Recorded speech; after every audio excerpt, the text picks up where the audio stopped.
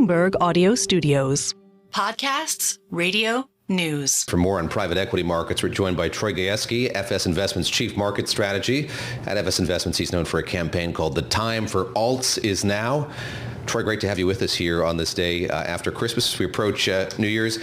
Let me ask you just to pick up on what we heard there from Bruce Richards talking about private credit. Would love to get your sense of sort of where the runway goes from here. We've seen such enthusiasm and excitement about it in 2024.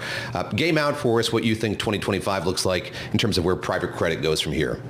Yeah, so private credit is one of our key strategies for, as Bruce is articulating, solving for that 40. Fixed income's been a rather tragic place to be. Yet again, this year you're going to earn your yield and have some capital depreciation as the back end of the curve is sold off. And so if you think about the last several years, to Bruce's point, a lot of the lending was focused on creative financing, receivable financing, also known as asset-based lending, helping really high quality yet cash-strapped companies make it through a tough patch where you had exceptionally high rates at the short end of the curve, and they're primarily floating rate borrowers, lifting assets off bank balance sheets, other creative financing sources to keep that yield very attractive for investors relative to cash and fixed income. What we've seen, and we expected this regardless of election outcome, but what we've really seen since the election is an enthusiasm for both private to private takeouts, merger and acquisition financings coming back, and just a standard LBOs, public to privates come back really strong. So, the outlook is very robust, both over the short and the long term. The one factor we're really focused on the supply of credit, because there's demand for credit, which is clearly taking off. But on the supply side is how aggressive banks get back to lending. Bank lending completely stagnated for roughly 2 years, particularly after the bank failures. So that was really, really good for private lenders because you had massive GDP growth and stagnating lending. You started to see that pick back up, but still at a relatively placid pace, so to speak.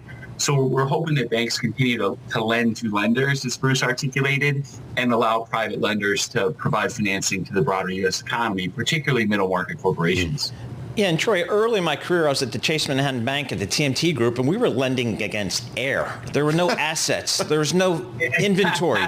We lent money to Fleet Call, which was, some frequencies that didn't even exist. Why did they walk away from that business, that leveraged lending business? We made a fortune in that stuff. Why did the banks walk away from that and then create the demand from private credit? Yeah, so look, so much of the opportunities that were created for alternative managers, including ourselves, were driven by regulatory reform. If you look at private equity, even going back further, it was really Sarbanes-Oxley that started the trend of companies preferring to stay private because of all the additional regulatory oversight. And now you have really a private economy in the U.S. 96% of the companies that have 100 or more employees are private and only 4% are public. So you've had this mega trend for companies staying private. That created demand on private credit. Now, to your point on banks, it was really the hangover from the global financial crisis where Basel III started getting implemented, Dodd-Frank, et cetera. And so that created a long period of banks retrenching from core businesses. For instance, one of our core strategies, senior secured commercial real estate lending, that was completely a bank domain prior to the GFC. Completely is a strong term, but primarily. And they really stepped back from acquisition and development and transitional lending, which allowed private credit to step in. Now, more locally, people forget this, but banks lent very aggressively coming out of the pandemic. They were growing their loan books at sometimes 2 to 3 times the pace of nominal GDP growth, which is historic. Then you had the financial condition tightening of 22. Then you had the bank failures, and that completely arrested while nominal GDP grew by over $2 trillion, which created this great window. And then with mergers coming back, acquisitions coming back, private-to-private transactions, and longer term, close to $2 trillion of dry powder in private equity that needs to be financed with a turn of debt. Every unit of equity needs a unit of debt. We think the outlook's very robust. We've spent some time this morning talking about this moment of political transition, talked about the president-elect and his appointments and nominations. Let me ask you sort of how you and others in the deal-making space are kind of looking at this period of transition before the new administration comes in. I know there's a lot of optimism about what the deal-making environment is going to look like in the latter part of January going into 2025. What are you watching for most closely, and what about that environment are you most happy with or optimistic about is likely to change when we get President-elect Trump back in office once again?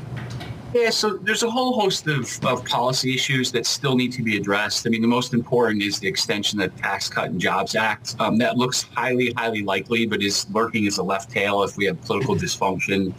The one negative, I think, would be, higher yields at the back end of the curve through more expansionary fiscal policy tied to that. But in terms of excitement, I mean, if you think about what really pulled up next year, you have an unusual period where capital markets, particularly public equities, have reflated dramatically pre-election and post-election. Now, I know some of the steam has come out of the Russell, for instance, which really has poor earnings and cash flow properties. But you've had this huge expansion in valuations in public equities. Yet in private equity, we had 2 years of real multiple compression. So we think we're due for a catch-up there.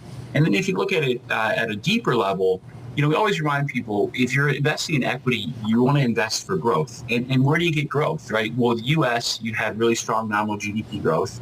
If you look across different sectors of the U.S., you had over 12% consistent revenue growth in middle market private equity. You've had about 6% in the S&P.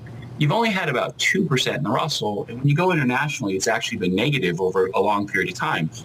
You're getting revenue growth. You're getting earnings or EBITDA growth. And you're at a much more reasonable valuation in middle market PE relative to the Russell in particular. So there's this whole concept of growth at a reasonable price. It used to be a thing back in the day. Yeah. When you look at public equities, you have growth at elevated or unreasonable prices, and you look at middle market private equity, you have growth at reasonable prices. Growth is the most important part, but you'd rather pay less for it than more. So, Troy, one of the things I think a lot of deal makers are thinking about with the Trump administration is, boy, the regulations and, whether it's the Department of Justice or the Federal Trade Communication, it's going to be a lot easier to get deals done. Do you buy into that? Oh, yeah, 100%. I mean, that's pretty mainstream, I think, at this point. And again, everyone was expecting mergers to come back, regardless of election outcome. But because of much more business friendly, much more FCC friendly towards acquisitions, when we look at the landscape, other than mega cap tech, which is going to be under pressure from an acquisition standpoint pretty much forever. It's one of the few areas of bipartisan consensus in DC, right? One is, take a hard line on China. The second is mega cap tech's not going to be allowed to buy anything ever again. But if you look at other sectors, whether it's airlines or manufacturing, it's clear that M&A is going to come back very strong. And again, that affects different strategies in different ways. In private equity, it allows you to have exits, right, at reasonable prices or higher valuations than you've been marked the past 2 years. In private credit, it creates a lot of deal flow for financing. And then on more liquid strategies, it should create a robust environment for merger arbitrage, which was one of the few strategies that struggled mightily last year because of the very aggressive intervention. And to put some numbers around that, typically 5% of mergers break for whatever reason. During peak FCC intervention, it was around 9%. So, we're very optimistic about that driver of alpha. And this is a reminder, sometimes the best time to invest in strategies is after they've had a tough patch and you've had a very transformational outcome. In this case, a much more friendly government approach towards mergers and acquisitions. Troy, we got about 30 seconds left. I'm going to steal a question from Paul. He's been asking everybody. That is, what's your theme for the year ahead, if you could put it in a short and sweet way? Yes, the theme, put cash to work, right? That was our theme coming in last year. It's still our theme today. Cash balances are extremely high. You have multiple choices for putting that cash to work. One is in private equity. One is in private credit. You have liquid multi-strategy funds that are a viable solution. So put cash to work. The second, don't expect materially better fixed income returns. So again, you can rotate some of that capital into private credit. And then lastly, when you think of alternatives, right? There's a big difference between large and mega cap private equity and middle market, just like there's a big difference between a clean vintage private credit strategy and those that lent rather aggressively in 2021, which is one of the worst vintages ever mined, so to speak, or minted in the private credit space. Troy, always great to talk to you. Appreciate your time here on this, the 26th of December. Troy Gayeski is FS Investment's Chief Market Strategist and known for his campaign, The Time for Alts, is now joining us here on Bloomberg. Great to speak with you.